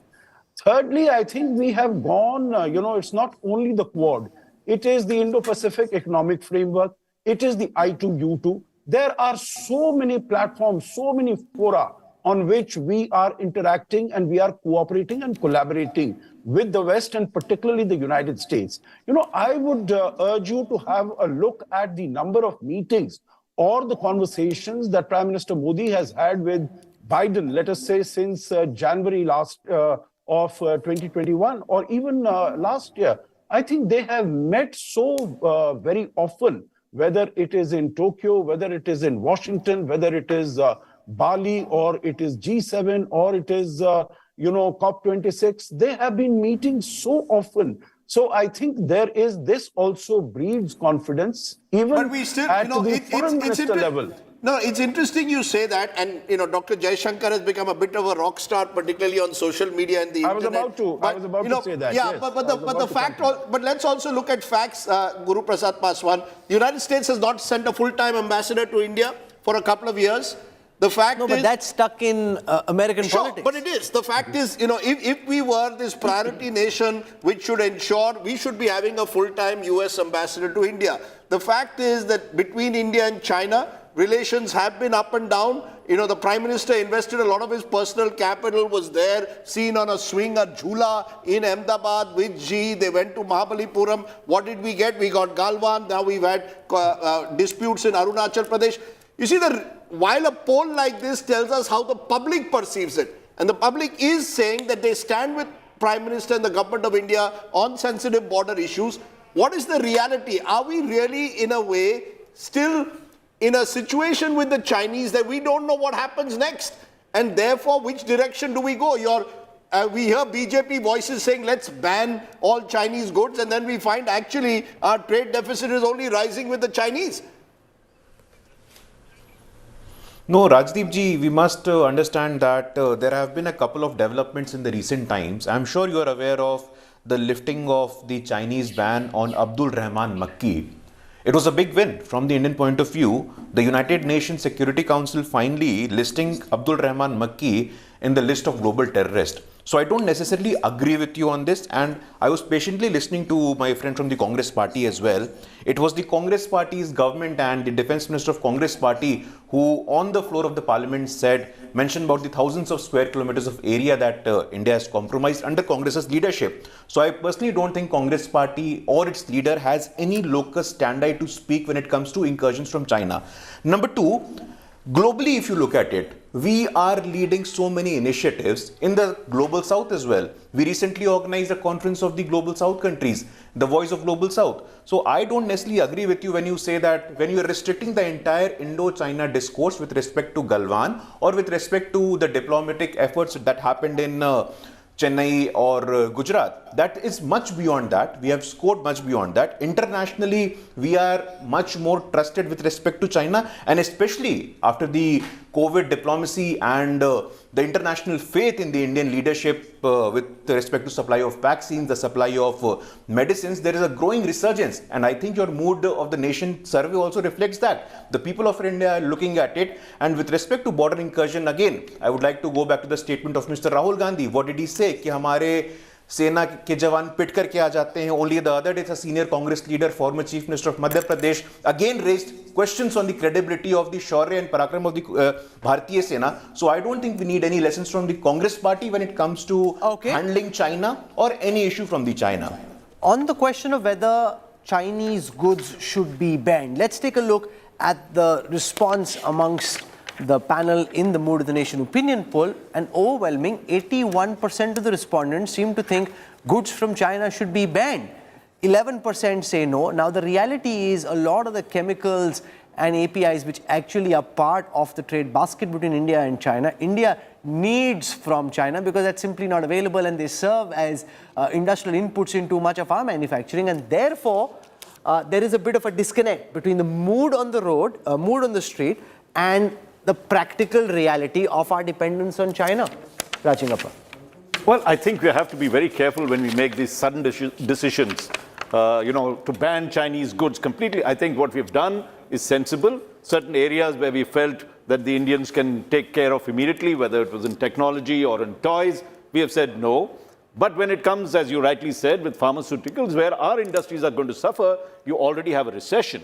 You already have a slowing growth of the economy. You can't overnight. You don't have the kind of economic muscle and strength to just say ban China, because China does account for a large percentage of the world's economy. So I think the way to do it is very nuanced. I put the kind of things, get tough where it's necessary to send a message across to China on the trade front, on the, in terms of imports and exports. But our also trade deficit has gone up. You're right. Our trade deficit has gone up. Ever since Galwan, our trade deficit has gone up. I wonder sometimes whether nationalist populism, like polarization, has its limits. Immediately after Galwan, you had every minister coming on the show, government representatives, ban China, let's get TikTok out. You got TikTok out for a while. But the fact is that you still, in the next 2 years, your trade with China, your trade deficit has gone up. So I think the reality check is for both sides. I think the Congress, Rahul, has got it wrong when at times they attack the Modi government on issues of national security, because these are issues where the person on the street will always stand with the government of the day. Whichever government it be, I think they tend to stand with the government. So you have to be careful of the statements that you make, give us proof of surgical strikes. On the other hand, I think those in government also have to recognize that diplomacy cannot be carried out in TV studios and going to outside the Chinese embassy and burning effigies. That doesn't work also. So I think we have to be a little bit more careful about the way we deal with diplomacy, and that comes through the Is there, Pramit Pal Chaudhary, in your view, a contradiction here between the public statements of the Modi government in terms of wanting to limit trade with China, seek a greater decoupling, and the reality that the trade deficit with China has actually gone up post-Galwan? There isn't a contradiction, because trade is only one element of an economic relationship. What you really need to be looking at, and this is what strategically I would argue all governments do, trade comes and goes. It's highly fungible. So, for example, we can see that in oil. We stopped getting oil from, we started buying oil from Russia, which was originally going to other countries. But all that happened is that those countries began buying oil from Saudi Arabia and Iraq, who used to supply us oil. It ended up being a circle. Trade works that way. What really matters in international affairs, and which has real long-term implications, is investment. Trade ultimately follows investments, but by about 10 to 15-year lag. So when you look at what's happened in Chinese investment in India, it's dropped 74% in the last fiscal year. That is a sign of the kind of barriers India is putting up and the sense among Chinese companies that they're not welcome. This will ultimately result in trade numbers shifting. But economics is a slow game. As others have mentioned, we are dependent on Chinese, the pharmaceutical industry. We have invited Apple to build iPhones in India. And Apple is going to be making maybe as much as 25% of the world's iPhones in India in the next 2 to 3 years. But Apple has hundreds of components, many of which are monopolies. They're literally made by one Chinese company. And Indian companies at present cannot make those components. In fact, nobody in the world can. So you're going to end up with more iPhones coming out of India, but resulting in greater imports coming in from China, because that's the way international trade works. Rajdeep, you need to have more patience. It's a long game. You need to. I mean, I was pointing it out in the context of politicians. You see, politicians need to recognize that diplomacy is not a one-day match. You know, because when 81% said India should ban Chinese goods, politicians will say, look, we are with the voices on the street. But populism has its limits, I think. No, but the government's also been very practical. Despite having strong views, they've actually been very calibrated in the measures that they've actually taken. It's not as if they've banned trade with China and that ends up ensuring that Indian pharma factories can no longer function because they're not getting the ingredients they need. So they've been practical in their approach. No, absolutely. And I think there is a distinction between governments and political parties. You see, political parties are working to the next election cycle. I think governments have to look at the long view. I mean, the long view is you can't change your neighbors. And I believe that's true also of Pakistan, Rahul, as much as it is of China. Whether we like it or not, there will come a time when we will have to talk to Pakistan. We've seen it with every government. Pakistan may have to talk to us given the state of their economy right now. Pakistan and that they're on the verge of default. Sri Lanka earlier was cozying with China and then their economy ended up in a real funk. And then everyone in Sri Lanka now thanking India for bailing them out at a very crucial juncture. Absolutely. Pakistan is going through a very uncertain period. There will be an election, hopefully, in the second half of this year in Pakistan. And I think that will decide the course of elections with China. There's going to be no election in China. You're going to have to learn to deal with the present Chinese leadership. And the fact is, Prime Minister Modi has a very strong, durable relationship with President Xi that goes before even becoming the Prime Minister of India. No, but that's meaningless. Well, I think there is a personal relationship. Given how Xi has each and every time created problems for Prime Minister Modi, I don't think the Chinese president takes his personal relationship with the Indian Prime Minister too seriously. And I don't think in diplomacy we should lay too much emphasis on personal relationships, especially when it comes to a country like China. With Donald Trump, it may matter, his personal likes and dislikes, but with the Chinese state, the man has a long view on India, sees India as a growing power and possible rival in Asia, and therefore would want us down. His personal so-called chemistry with the Prime Minister means little. So you want to give us the answer to that big question. What do the public think about, whether because this question is often asked. Is war with China inevitable? When this question was asked, now make no mistake, war with China is absolutely not inevitable, but our respondents seem to think differently. 55% say there will at some point in time be war with China. 30% say no, there won't. Now that's a big number.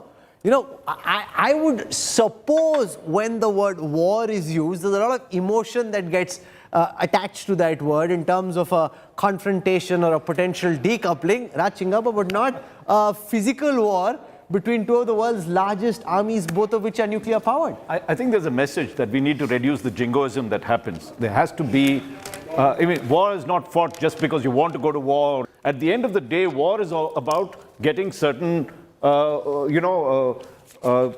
things that you want from the other country, right? There is a strategy that's there. Do you want the border to be settled? Does it deserve a huge war? Or can you negotiate diplomatically and put the kind of pressure at the right times? So also when you look at the other fronts, what is, at the end of the day, war has to have an objective. It's a means to an end. It's not an end in itself. Pramit Pal Chaudhary, how do you how do you wrap your head around 55% of the respondents in this Mood of the Nation poll? That's a very big number, seeming to believe that war between India and China is inevitable. Well, I think I'm assuming that this is much higher than anything we've had in previous polls. I think there are two elements to this. One was Galwan Valley. We haven't had any actual fatalities on our border since the 1980s. And for the first time in almost 30 years, we actually see this. So this automatically raises the sense, I think, with the public that this is not just a stable position. This is one where people will die, that the government of China is prepared to inflict casualties on us. This automatically then raises the possibility of escalation. Second, I would argue the Ukraine war has made it clear or given a sense to many places across the world that where before wars are limited only to the Middle East or Afghanistan or some of the more marginal parts of the planet, you're now seeing wars or a war breaking out in a part of the world that was seen as never going to have a war again. I mean, after World War II or after the Balkan Wars. So now I think there's a sense that war is now actually part of the international arena in a way it wasn't before. In addition, you have the conversation now, at least, about Taiwan becoming another battlefront.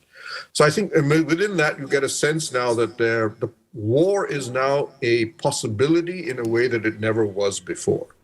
But that's a public sentiment. I would argue that as somebody mentioned earlier, nuclear-powered nations still have never gone to war with each other. There's a reason why there are no American troops in Ukraine, because since the Cold War, there has been an understanding between Moscow and Washington that their troops must never face each other face to face, because the path after that is nuclear escalation. India and Pakistan are the only two countries, and even then we've been very, very careful with limiting our struggle. China is very, very cautious about the use of nuclear weapons. So my sense is that is not the game. The Quad is the future. Why is the Quad the future? Because the Quad is about strategic technology. The Chinese, and I think when I've talked to the Americans, they're very clear. The Chinese view is global power, future power is who controls the technologies of the world, quantum computing, artificial intelligence, biopharmaceuticals. That makes you a superpower. And that is why the Quad has been formed. That these four countries are saying China must not be allowed to dominate these technologies, or we are all going to be the worse for it. Okay.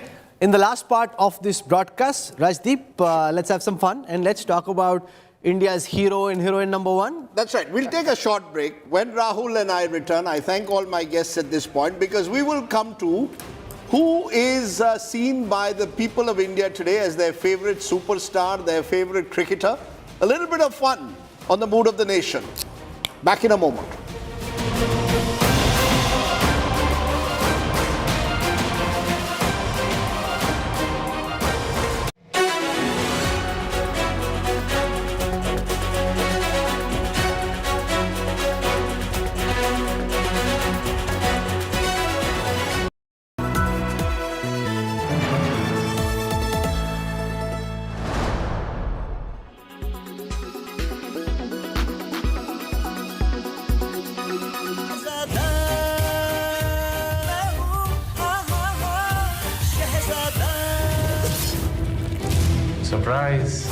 साले पुरानी दिल्ली के cutter की पैदाइश जब देखो इस family को बचाने आ जाता है। तेरा इस औरत से रिश्ता क्या है? एक बच्चे का पहला घर, एक लड़के का पहला प्यार, इस दुनिया का सबसे पवित्र रिश्ता। क्या एक्शन के बीच में कहानी मत पूछ। 2022 was undoubtedly a great one for Karthik Aaryan, but now 2023 looks like is even better for him as he kickstarts the year on a super note with mass entertainer written all over his new film Shehzada. मुंडा सोना मैं कोड़ी तू करोड़ दी, मुंडा सोना मैं कोड़ी तू करोड़ दी, तेरे लिए मैंने पहली वाली छोड़ दी.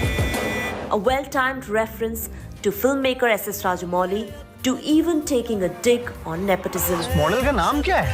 RR. लगता है राजामौली की गाड़ी है।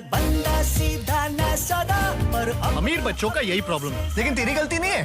तूने खिलौने मांगे, तुझे खिलौने की दुकान मिली। तूने छुट्टे मांगे, तुझे क्रेडिट कार्ड मिला। तूने दूध मांगा, तुझे खीर मिली, वो भी आलमंड मिल्क वाली। भाई इसे कहते हैं nepotism. It's a huge risk to step into the mighty shoes of superstar Allu Arjun, but Kartik Aaryan fits right into this remake of Ala Vaikuntu Perumulu, and how. अब वनवास खत्म, घर लौटने का वक्त आ गया है. The 3-minute long trailer of this Hindi adaptation of the much-loved Telugu blockbuster has massy action moves with some catchy dialogues and perfect comic timing that will surely tickle your bones. Hop, hop, hop! Randeep तुम्हारे पिता है, वाल्मीकि तुम्हारा बाप नहीं है.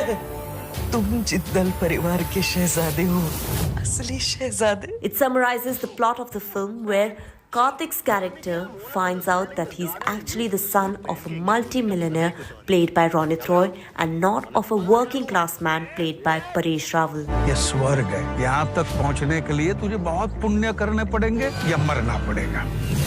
Upon this discovery, he sets out to claim what he believes is rightfully his. इतनी educated, talented, disciplined, cute, कड़क.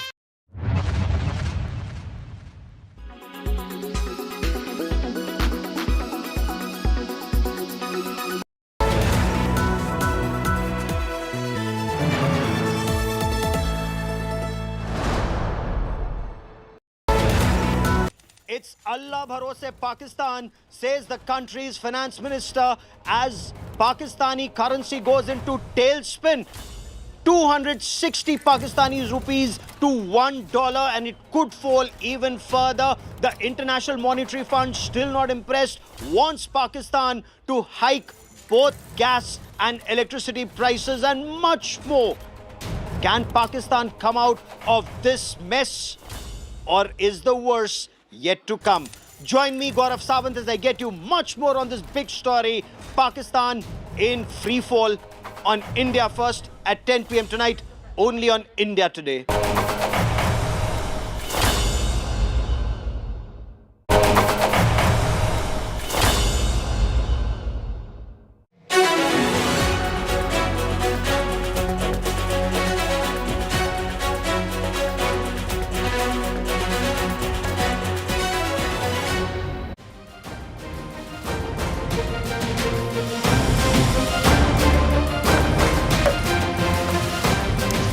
Welcome back to the Mood of the Nation, final segment. So let's talk about things that interest most Indians, which is first cinema, and then we'll talk about cricket or sport actually. So who do you rate as India's #1 hero? And this is fascinating because the numbers show at number 5 is Rajnikant with 2.7%. At number 4 is Salman Khan, 8.4%. Shah Rukh Khan, remember this survey done before Pathaan's big release, 10%. Akshay Kumar, he of the pink pants, 10.3%.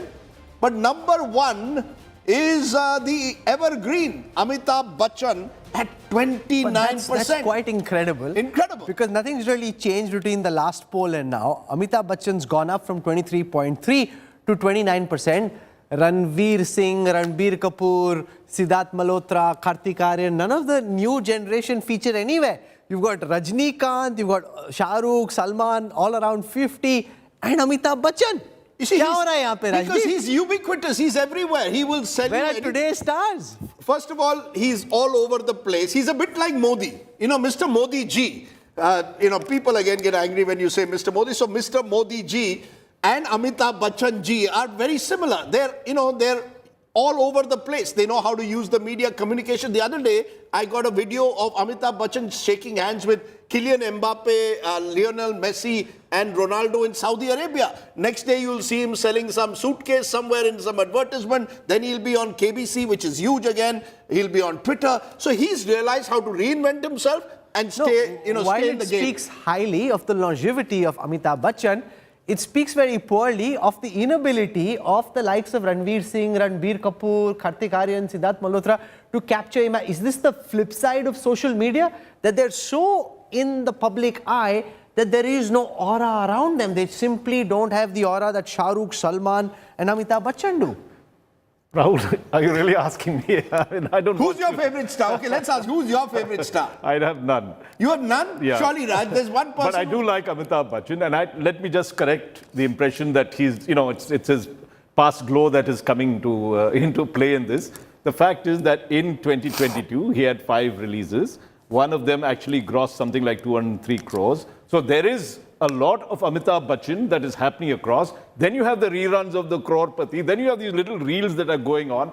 You know, the kind of stuff that is, as Rahul pointed out, I'm watching old movies on, you know, these little reels, these little things that are there. So you do have this, even the young generation, my son and daughter, are looking at those movies that, you know, they were not born in some of those things. It's also because respondents are not all under the age of 35 and are not all millennials. I was just telling this on our sister Hindi website, that I went to an adult's film of Amitabh Bachchan, 1979, at the age of 14, first day, first show, called Great Gambler. And you know, if a 14-year-old is now 58, and I still remember that, somewhere Amitabh Bachchan is sort of that enduring figure. No, but this poll is done scientifically across all age parameters. So even the younger lot seem to be rooting for Amitabh Bachchan for what... You know, and it's interesting because when we ask, who do you think is India's #1 heroine? So among heroes, Amitabh Bachchan is right up there, 29%. Now look at the numbers. 4.6, at number 5 is Alia Bhatt. She had some big hits in recent times, done very well as an actor, 3.3%. Anushka Sharma is at 4, jointly with Priyanka Chopra Jonas at 4.6%. Katrina Kaif, 7.5%. And, you know, she's not someone who's done some iconic film that she's there, but she's around us. And Deepika Padukone is at 9.4%. Of course, again, this is pre-Pathaan. And then you have the OTT, where again you've got, you know, Abhishek Bachchan at #1. So he's revived himself as an OTT star, what he couldn't do on the big screen. He's #1 at 16.8. Manoj Bajpayee, 10.6. Pankaj Tripathi, who's huge on OTT, there is at 8.6%. Bobby Deol, 8.2%. Nawazuddin Siddiqui, 7.1%. And Ravina Tandon just got a Padma Shri, is at 20% among #1 female stars. So, Rahul, in these other spaces, there are changes that constantly take place. So, you know, there is Amitabh Bachchan on the big B, with possibly Shah Rukh. I think if you do this poll next time in August with what Pathaan is doing, he'll be back. No, but it also shows that people, if there is a good movie that's made, will make their own mind. This whole idea that bullies can somehow force opinion and ensure that a film is ends up as a flop is not true. If the movie is good, people are coming out and watching it, well, then Deepika Padukone and Shah Rukh could do better in August. And, you know, OTT is a bit like the digital world. You know, you've got new stars, new people making a mark, being far more innovative, Instagram stars emerging, and that's great again. So many of them aren't new. As well. Yeah. Let's not forget Ravina Tandon, Sushmita Sen, Pooja Bhatt are hardly... So there's hope for us. Yes. There's hope for us to do something new with our lives. It ain't over until you say it's over. Okay, so let's start from there to something that Raj loves, which is sports.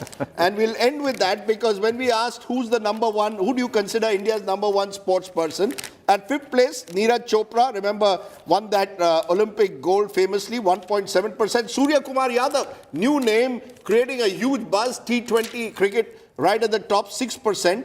Rohit Sharma at #3 because India's captain, 6.5%. And look at this again. Mahendra Singh Dhoni retired a couple of years ago from most cricket except the IPL. He's at 23.1%. The power of sort of Dhoni is still there. And then #1 is Virat Kohli at 43.7%. That's a big jump. That's a huge jump. Remember that, you know, it was in the last few months that he's played these terrific innings, especially that one against Pakistan, which I'll never forget because I think it was the day before Diwali.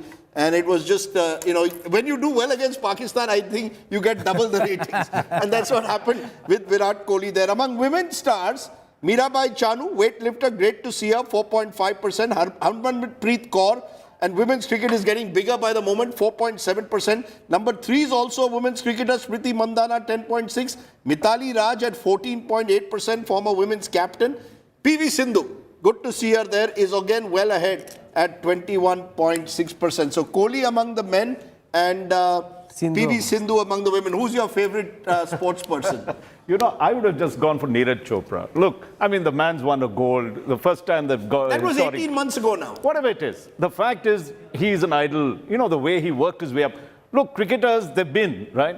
But here's a person, his achievement is truly a really big one. He had to work his way up in a field that India was not known about, comes and wins it. I would still give it to him. But then people like cricket, that's the way it is. It's mood of the nation. If you'd done this poll in 2021, soon after he won the gold, he'd be right up there.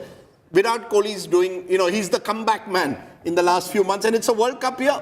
It's only going to get bigger. You know, two things are going to get bigger this year, Rahul. One is politics with all these elections, and the other is cricket with all these... I just hope that, like the Hockey World Cup, it doesn't turn out to be a damn squib. I don't think it is. I think Indian cricket is That's really what they were right saying up about there. Indian hockey just before this World Cup. But I'm glad to see that PV Sindhu among women. Normally, cricket has dominated all this list. Yes. You have someone who's world class and gets the right credit in this. So I think the women are more sensible. Okay, so we're going to leave it at that. Narendra Modi, #1 in politics. Virat Kohli, #1 in men's sport. PV Sindhu in women's sport. And Amitabh Bachchan is the superstar. Indians don't, you know, we like to stick with the familiar, it seems. Mood banta hai, mood badalta hai. That's what the India Today Mood of the Nation poll does. It tracks the changes in the wind. So we want to thank all our guests who've joined us over the past 48 hours to talk about the Mood of the Nation poll. A quick plug, the magazine is now out on stand, so if you haven't already, grab the copy. There's much more in the fine print for you to chew on. Thank you very much for joining us. Have a great weekend. Jai Hind, Namaskar.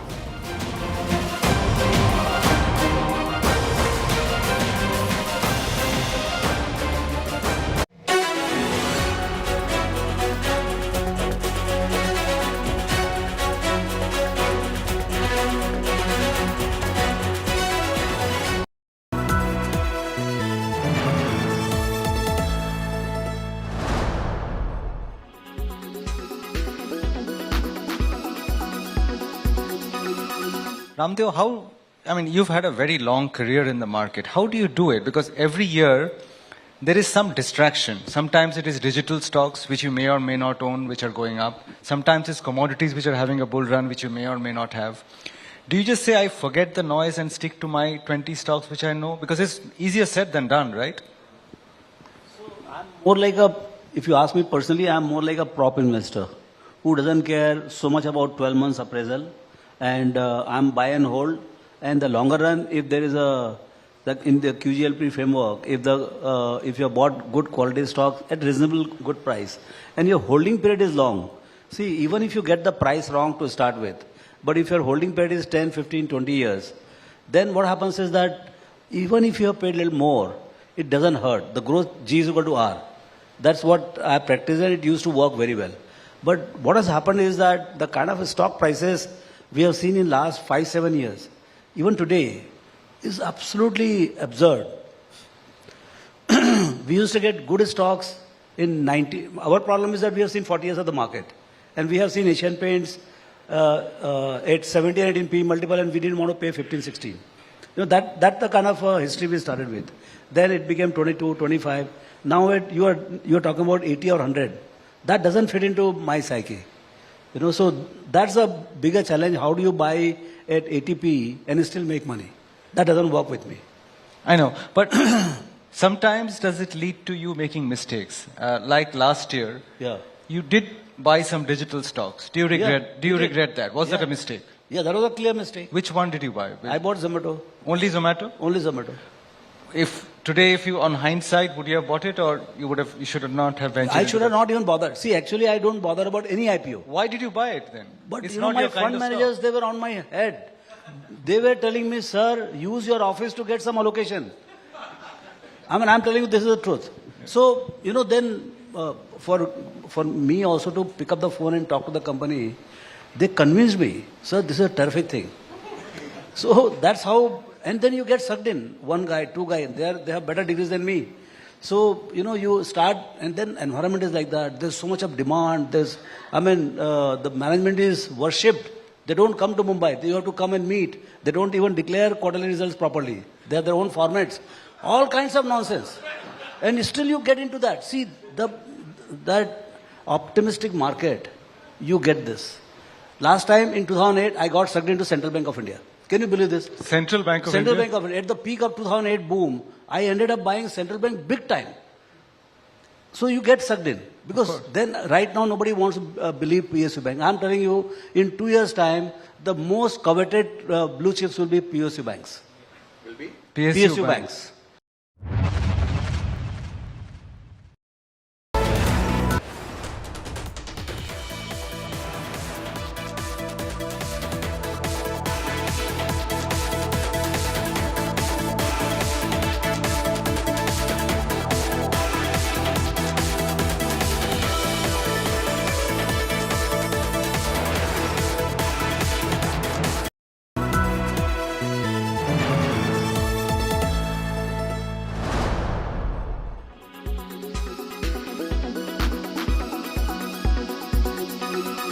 seen Siddharth Anand's previous work, if you have watched Bang Bang, if you've watched War, you know that he is well known. He's famous for these well choreographed action sequences.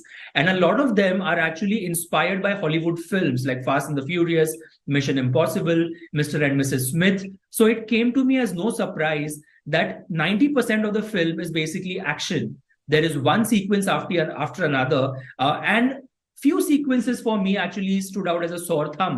I did feel like special effects, the VFX department could have worked harder on these sequences, especially at a time when we are watching so much Hollywood, right? We are watching international films, we are watching James Bond, we are watching so much international stuff. I felt that few action scenes, especially one scene where John and Shah Rukh are dangling from two helicopters or from one helicopter, that I felt was a little weak. Yes, I mean, otherwise the film it basically rides on action. It's an action extravaganza. It took Shah Rukh Khan almost 32 years to get a bona fide action film. Tushar, you know, I seriously feel that Pathaan doesn't need any ratings. I mean, look at the fans going crazy for him and SRK, Pathaan and everybody in the film. I mean, this film doesn't need any ratings, right? You know, controversy, no controversy, orange bikini, no orange bikini. I think if you want to have a good time, if you want to see Shah Rukh Khan back in action, you might not like the film, you might not like his performance, you might not like what he says or does, but there is no denying the star power of Shah Rukh.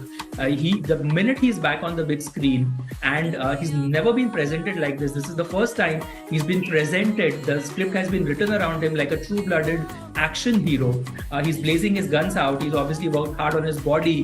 The voice, the baritone that he uses from the opening frame to the last, he's been so consistent.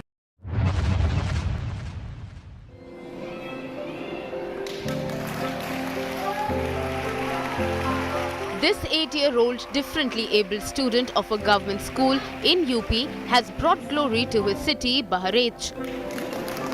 Whoever says disability can slow you down should look up to this little one. Divyansh, who is more than 40% disabled in his legs, created a record by doing Shirshasana continuously for 44.1 minutes in the G20 Yogasan Record 2023 program. Sharma sir और मैं 2 घंटा करता हूँ, पढ़ाई भी करता हूँ और प्रैक्टिस करके भी डीएम सर को हराऊंगा। क्या बनना चाहते हो? IAS। His teachers were equally joyous as Divyansh bagged his name in Yogasan Book of World Records. इन बच्चों को स्वयं से और कोच बुला करके महीने में 2 बार या 3 बार इनको कोचिंग देते हैं और इसी कोचिंग के बल पर बच्चे हमारे म्यूजिकल योगा में भी आगे हैं और सामान्य योगा भी ढंग से करते हैं। उसी का परिणाम है कि आज हमारा बच्चा दिव्यांग बच्चा शीर्षासन का रिकॉर्ड बनाया है। Divyansh also won praise from the district magistrate. प्रधानमंत्री जी ने और मुख्यमंत्री जी ने दिव्यांग बच्चों के कल्याण के लिए विभिन्न कल्याणकारी योजनाएं यहां पर प्रारंभ की हैं। उस बच्चे ने खुद अपनी प्रतिभा से यह स्थापित कर दिया है कि वह दिव्यांग नहीं बल्कि अन्य सशक्त बच्चों से भी ज़्यादा सशक्त है। Divyansh's aspirations don't just end here. He wishes to be an IAS officer in future. Bureau Report, India Today.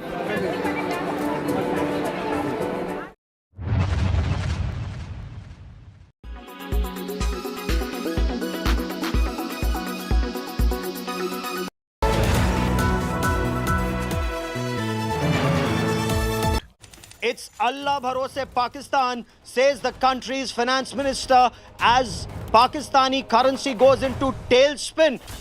260 Pakistani rupees to $1, and it could fall even further. The International Monetary Fund, still not impressed, wants Pakistan to hike both gas and electricity prices and much more. Can Pakistan come out of this mess, or is the worst yet to come? Join me, Gaurav Sawant, as I get you much more on this big story. Pakistan in free fall on India First at 10 p.m. tonight, only on India Today.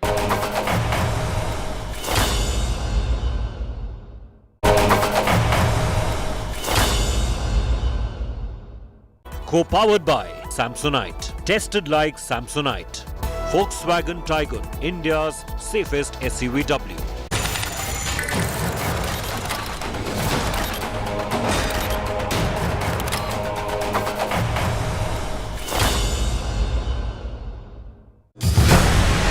Allah bharose Pakistan, says the country's finance minister. Pakistan इंशाल्लाह तरक्की करे, मेरा ईमान है पाकिस्तान दुनिया में रहने के लिए अल्लाह ताला ने कायम किया है। तो अगर अल्लाह ताला ने इसको क्रिएट किया तो इसकी हिफाजत, इसकी तरक्की, इसकी खुशहाली भी अल्लाह ताला के जिम्मे है। Pakistani rupee in free fall sinks to 262 to a US dollar. दुकानदारों ने सरकारी प्राइस लिस्टों को रद्दी में डाल दिया है। शहर में मनमानी कीमतों पर फल और सब्जियों की फरोख्त जारी है। Pak Federal Reserves fall below $4 billion.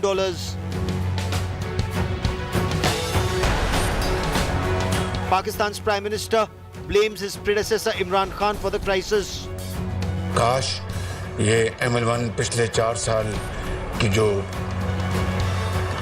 बेबुनियाद इल्जाम तराशी का शिकार ना होता, इसी तरह जो दूसरे इदारे थे वो बेबुनियाद इल्जाम तराशी का शिकार ना होते, और यहीं तक बात रहती तो शायद मामला इतना खराब ना होता। IMF wants Pakistan to further hike gas and electricity prices. मैं राशन लेने के लिए आया, घर में जो है मासूम बच्चे जो है हर एक का तरस रहा है और भूख और इफ्लास से लोग मर रहे हैं। कोई साथ नहीं दे रहा। आटा महंगा, चीनी महंगी, अंडे महंगे, क्या क्या चीज महंगी, नहीं क्या खाएगा अभी। अब गैस पे बढ़ा रहे, गैस की वहाँ से बंद कर देते हैं। जाओ, सबसे मिले हुए बड़े बड़े ताजिर जो होते हैं ना, डाकू। Will Pakistan go bankrupt? That's our top focus on India